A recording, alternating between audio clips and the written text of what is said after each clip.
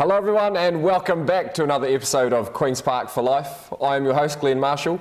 This week on the show we've got a Premier Men's player, fresh off a win against Uni yesterday. Nick Edwards, how you doing, man? Hey team, how we doing? Yeah, it's been good. Bloody good, especially after that game yesterday, mate. She was a well-deserved win, I feel. Yeah, she was a fight, which was good. Yep. Yeah, lots of ups and downs, and yeah, I was glad to come over the win, to be fair. And you scored yourself a wee 55-metre goal.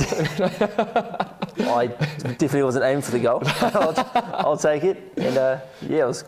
I think there was far better goals than my one, but yeah, No, I'll take it. It's all good, mate. Not often you score from your own half, so No, I'm going to mention it. Or at all, to be fair. Yes, I'm a centre back. Yeah, well, let's crack on here, mate. How long have you played for Queen's Park? And give us a couple of memories of your time. Yeah, so I joined 2009. Started with 14th grade. Basically just a few boys, Jesse Martin, Jesse Sternfels, Zach Armstrong were like, hey, come play with us, like this is our club. So transferred across, 3 years with juniors and then finally stepped up to seniors. Best memory, well, the first biggest memory of the club was last year for juniors. We'd won like the Youth Cup with the 16th grade and we won 3-1 against Wahaupai. It was a great game. But my brother George decided to be captain, and so at the end of the game we ran over, we bought some like grape bottles and like flew them up in the air like the old classic like Formula 1 win, and my brother, being the age we were, he decided to do the cheers, 3 cheers for Wahaupai, hip hip, and the old family jewels dropped at the same time. And so instead of us finishing the cheer, there was the whole team was on the ground laughing, and yeah, it was just taking the piss out of George. So laughing at George and just, but like we've gone from a great year. It was our final year at juniors, and yeah, taking away with a League Cup win was pretty special as well. So. Oh, mean. And then you're obviously into the first team not long after you sort of. Oh, that year I was playing. Jesse Martin and I joined up, and was joining up the Prem team. Yeah. And I guess it's been history since then, eh? You've sort of been off and on with the odd year, but... Off and on, yeah. Did a study away, a couple of years away on the West Coast, and yeah, bits and bobs here and there. How special has it been playing alongside your brother, especially in the SPL team now? And there's actually a bit of history there. Obviously, your dad and uncle played in the SPL team 30-odd years ago. Yeah. Uncles, dad, yeah, it's pretty special, to be fair. Really enjoy it. It's cool. You can finish the game and have a yarn, and you're not having to catch up during the week or anything to say hello to family.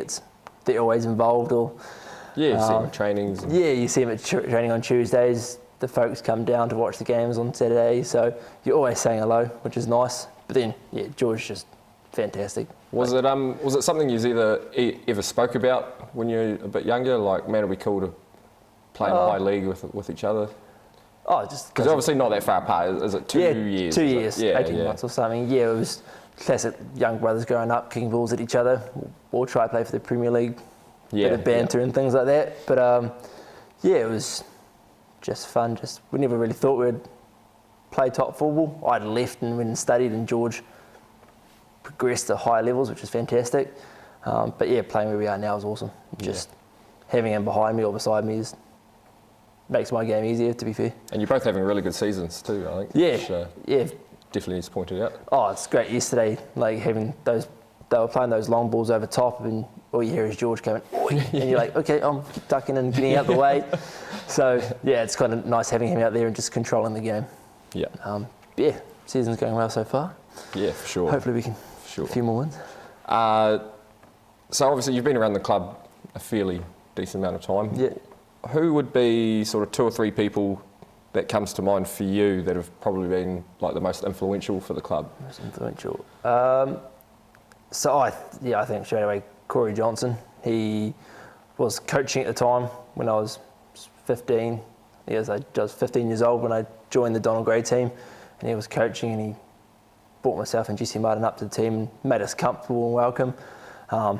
And playing through those years when I was still here. And now he's coaching again. It's still, it's pretty influential. Basically. Yeah, it's cool having him just every day or every training going, Nick, you've stepped up, you're now the leader. You're not like a little 15-year-old anymore. You're the leader of this team, and it's cool having that confidence and someone always backing you up. Yeah, I do think that's sort of special about you and your brother, is that you were playing for the top team when you were just young teenagers, you know, and now into your mid to late 20s, we'll say. Oh, it was when we first won 2020. We won Donald Grade after those 12 years, 8 years. Looking at the average age, I was like one of the older three on the team. And I was like, damn, I'm getting old now. So it's pretty special to have Corey around still.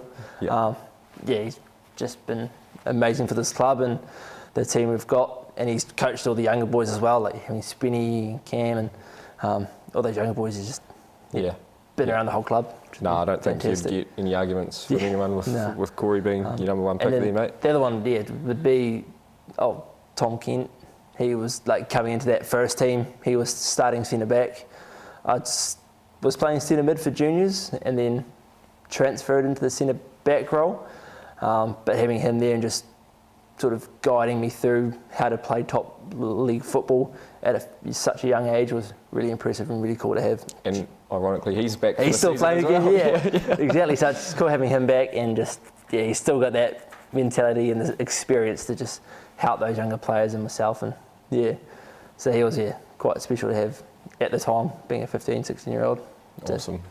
Awesome, mate.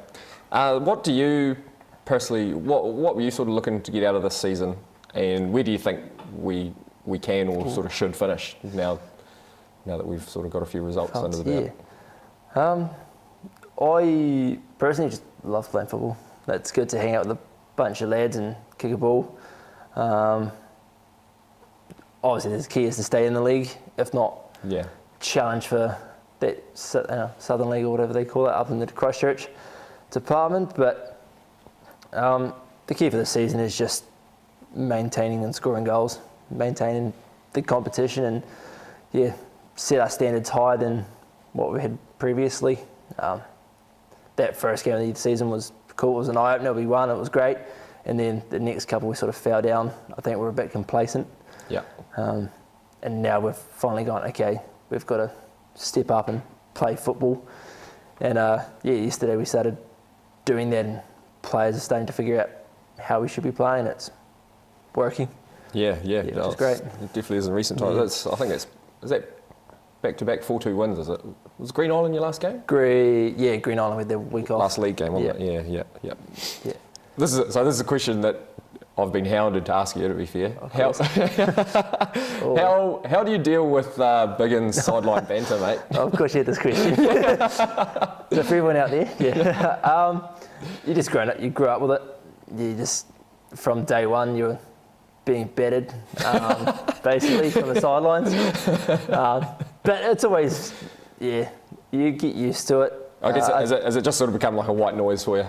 Yeah. Just sort of background noise? Yeah, Biggin's fine. You sort of laugh at it. Even yesterday's game was hilarious. Biggin was loud. You watch the game over, all you hear is Biggin. Just fantastic. For sure.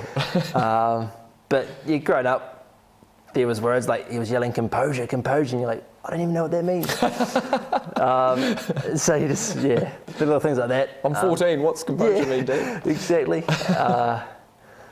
And then later on, it's when mum comes out, that's the scary part. When mum starts yelling, it's mum and dad, and you're like, oh man, I'm 27 and mum and dad are still yelling at me, it's terrifying. But it goes behind you. You take what they say and you do something about it. He's got the experience, so you just you absorb it, and if you don't do it, you're just going to get abused again by again and again. So you listen to him and do it properly. Sweet. I'll go through the result. Well, there was only one result yesterday. The SPL team getting the job done over university, doing the double over uni actually. We beat them in the home and away. Too, so. Take that.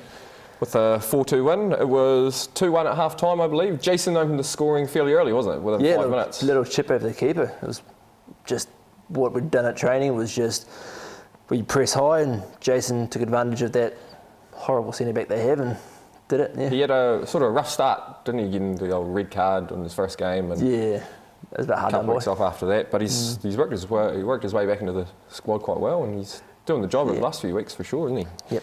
definitely. I think it was 2-1 at half time, wasn't it? 2-1. Did they must have scored fairly quickly into the half, did they? Yeah, it'd have been 5-10 minutes tops. Yeah, right. Just free kick. The second, you scored the second goal, didn't you? Sorry, I scored the second just before half time. I scored the second one just before half time. Yeah. Which, definitely wasn't aiming for the goal, but we'll take it. The keeper definitely wasn't expecting it anyway, that's for sure. He was flapping. Oh, there was like 3 other chances the boys had tried chipping him, so. Yeah, true. Yeah. And then George, I think, wasn't it, with the booming header? That was a great header. Was it Rio who took the corner? We had a free kick. Jason got tackled just outside the box, and then George went in for the keeper again. And then Rio took the corner, and Corey had talked about at half time was, this is our corner routine, this is what we need to do, and executed it to perfection. Oh, so definitely worked. It was great. It was one of the better headers I've seen in recent times. And Mikey finished off the scoring to sort of keep the fans happy. Wad especially, he celebrated that one. You got in front of the camera. I saw that. That was good. I'll take the assist for that too. Oh, so you nabbed a wee goal and assist. Nice. Goal assist was scary. Good stuff. No, I'm sure there's always work-ons, isn't there, with every game, and I'm sure Paddy and Corey will be beating that out of yours on Tuesday. Oh yeah, but, Tuesday will be fun. Look, the thing that matters most is those 3 points, especially on a table this tight. I believe, it's still only 4 or 5 points between third and last. So yeah, we've moved up from the bottom, so which is nice news. Yeah, we got off the bottom, and it's Northern Hearts next week again, isn't it? At home. So, at home. Yeah. So go open up a 4-point gap there would be nice, wouldn't it? Would be beautiful. Right, man. So the weather's not really played ball for us today. She's a bloody storm out there, really. Oh yeah. So I gave you the option of having another night with the headers and the shots, but it doesn't really work out before Wednesday night. So double points for the quiz, mate. Beauty. Yeah. So body doesn't mind either. Yeah, true. So there's 5 questions. They're usually worth 10. I'll double them up. They're worth 20, mate. Yes. You get 10 seconds to answer each question. Ooh, okay. So here we go. Question number 1. Which NBA superstar made a hole-in-one at a celebrity golf event this morning, New Zealand? Steph Curry. It was. Oh, you obviously saw that one. I watched it this morning. Yeah. He's quite talented at golf, eh? He's like a 3 handicap. Yeah, true. It's amazing how many of those sort of sports stars just transfer over to different sports. Gareth Bale can do it. Surely I can do it. Yeah, it's true. Oh, well, that's a good start, mate. Yeah. Look out, Dion. Question number 2. Who scored the opening try in the All Blacks 35-20 win over South Africa? Aaron Smith. Bang, 2 out of 2. 2 out of 2. Nice Will Jordan dance move. Yeah. Really good. No, the All Blacks played well, didn't they? Smashed it out of the park. Mind you, it was at Eden Park. Mount Smart. Oh, was that Mount Smart? Yeah. Oh, I thought it was at Eden Park. Yeah, Mount Smart. I was just about to say they lost in Eden Park this century, I think. So. Oh, it was at Mount Smart. That's a bloody good stat anyway. Righto, question number 3. Arsenal have reportedly signed who for a record £105 million? Declan Rice. It is Declan Rice, mate. I think they've just confirmed it this morning or last night. Yeah. I wasn't sure if it was fully signed on yet, but interesting buy. Big fee by Arsenal. They don't usually splash out like that. Nah, although I think they've spent the most this summer. I think I don't know why Declan, but he must fit in there somewhere. Yep, I'll make it work, I suppose. Oh, well, 3 from 3, mate. Damn. Look out. Question number 4. Novak Djokovic is vying for his 8th Wimbledon title against the Spanish number 1 seed. What is his name? Number 1 seed Spanish. I can only think of one. Rafa Nadal? Nadal is Spanish. Nadal. But he's not number 1, is he? But it's not him. No. Another name popped up was Ortega, but I don't think that's right either. No. Incorrect. It is Carlos Alcaraz. I don't know much about him. I think he's quite young. He's 20. Just an up-and-comer, I think. It is what it is. Up-and-coming world number 1. Yeah, I know. He's ranked 1 in the world. Oh, yeah. That's cool. Oh, well. Not to put too much pressure on you, but you get this question right, you go top of the table. Thanks. Question number 5. Kiwi duo Daniel Hillier and Ryan Fox are competing at which golf tournament this weekend? They're at the Scottish Open, Genesis Invitational or something. Mate. Genesis Open or something, yeah. You've smashed it out Yes! the park. We've got a new leader. It's a bit dodgy because he didn't do any of the football stuff, but that's all right. 80 points, mate. Top of the table. Leapfrogs Dion in 75. Oh, that's all right. It's only headers. Headers and a... True. I think you're a good chance at the headers anyway, mate. Yeah. To be honest, I've seen you score a couple at crucial times too. Yeah, true. Yeah. Yeah. So well done. Well done. We'll take that. We'll move on. He's back to a full complement of games this week. Let's see what the bookie has for us today.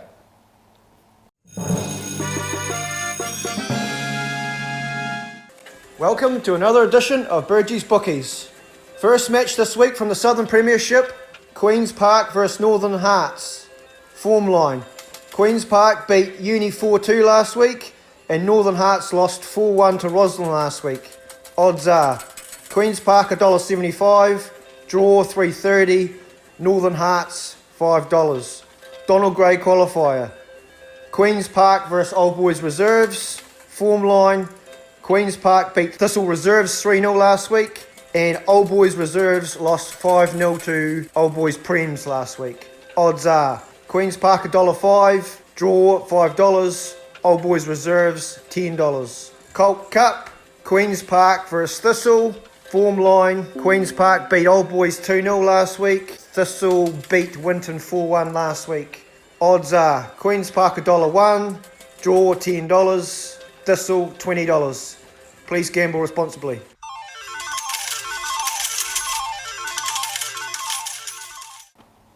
Yeah, well, that's how the bookie does it, mate. Have you delved into his wee black book at all? Or? I've chirped on his shoulder, but I've chirped on it, I had a look, but... Nothing tickled your fancy? No, the women's games are just too predictable. Yeah. You're not getting your money back from them. Yeah. You'd have to bet against them, wouldn't you, to get any decent return? That's not happening. Three seasons unbeaten. Well. Nah, cheers for that, Virgie. The draw for this week's games, SPL team back home. Haven't been home in a while, to be fair. Yeah, 4 or 5 weeks. Yeah. Good. Northern Hearts, 1 p.m. kick-off. Early kick-off this week at the turf. I think they requested that. Because of that, that's why the Donald Gray team are playing Old Boys on the turf at 7 o'clock Friday night. We night game, you know. Sweet. That'd be good. Should go good. Yeah. So get down and support the boys as they play their last game before the competition splits into the Donald Gray proper. The women host Thistle here at home, Surrey Park 2 at 1 o'clock. A point is all they need to secure the Colt Cup. So hopefully the girls will get the job done there and can have a wee party. Yeah. Wee party. Why not? Division 2 Editors Cup are away to Gore at 2:45, and Division 2 Level 1 are at home to Thistle on Surrey Park 4 at 1 p.m. Yeah, so get down and support all the teams you can. Look, mate, cheers for coming in. Really appreciate it. Yes, it's been fun. It's been cool to have a chat. Yeah, I thought it would be quite cool to get you on after Dad came on the show last year. Yeah. So I guess there's only George left to go. Oh, jeez. You won't get him in front of a camera. Nah, sweet. Cheers, mate. Appreciate it. Cheers, man. Thank you. Congratulations on the game yesterday. Good luck for the rest of the season. Yeah, we've got a couple of games to go. Let's get above that. Let's get out of the bottom. Yep. Beautiful, mate. Cheers. See you next week. And remember, Queen's Park for life.